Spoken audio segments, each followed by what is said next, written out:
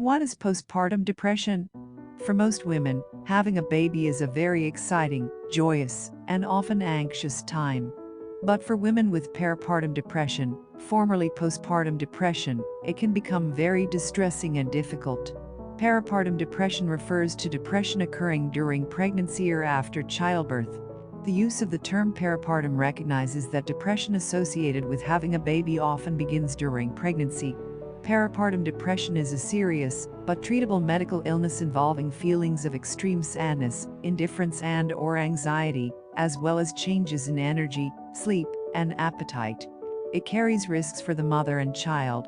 An estimated 1 in 7 women experiences peripartum depression. Pregnancy and the period after delivery can be a particularly vulnerable time for women.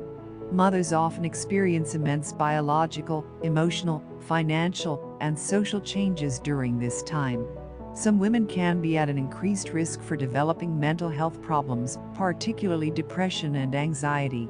Up to 70% of all new mothers experience the baby blues, a short-lasting condition that does not interfere with daily activities and does not require medical attention.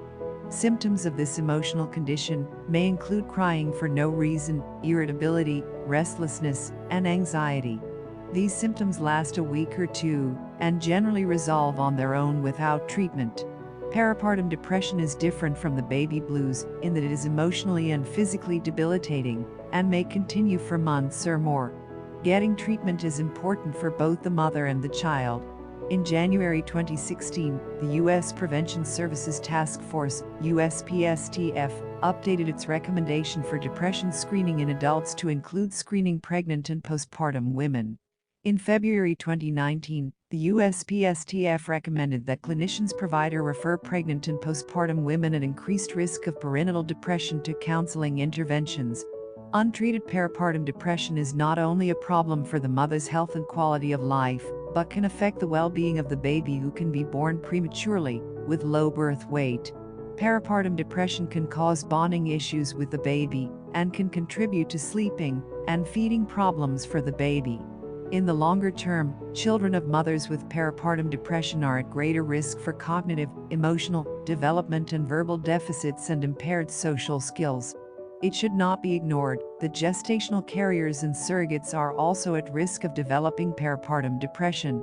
Here are some symptoms of peripartum depression: feeling sad or having a depressed mood, loss of interest or pleasure in activities once enjoyed, changes in appetite, trouble sleeping or sleeping too much, loss of energy or increased fatigue, increase in purposeless physical activity or slowed movements or speech, feeling worthless or guilty, difficulty thinking, concentrating, or making decisions, thoughts of death or suicide, crying for no reason, lack of interest in the baby, not feeling bonded to the baby, or feeling very anxious about around the baby, feelings of being a bad mother, fear of harming the baby or oneself.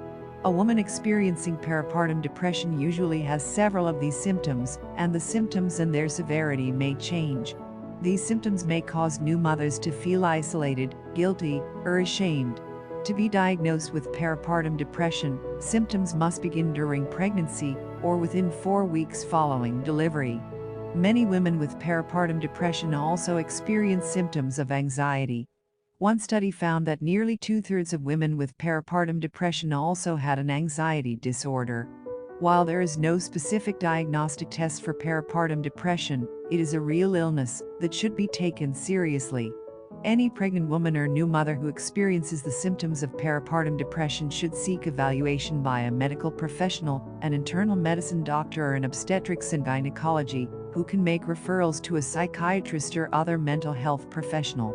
Assessment should include a psychiatric evaluation and a medical evaluation to rule out physical problems that may have symptoms similar to depression, such as thyroid problems or vitamin deficiencies.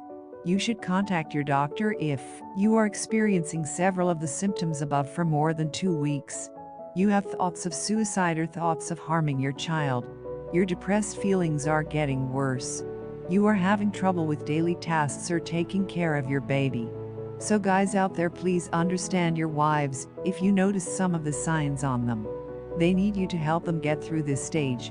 That's it for now. Watch the part 2 of this video about who's at risk, treatment, related conditions during pregnancy and after childbirth, and of course tips on how partners, family, and friends can help you. See you on the next video. Like and subscribe.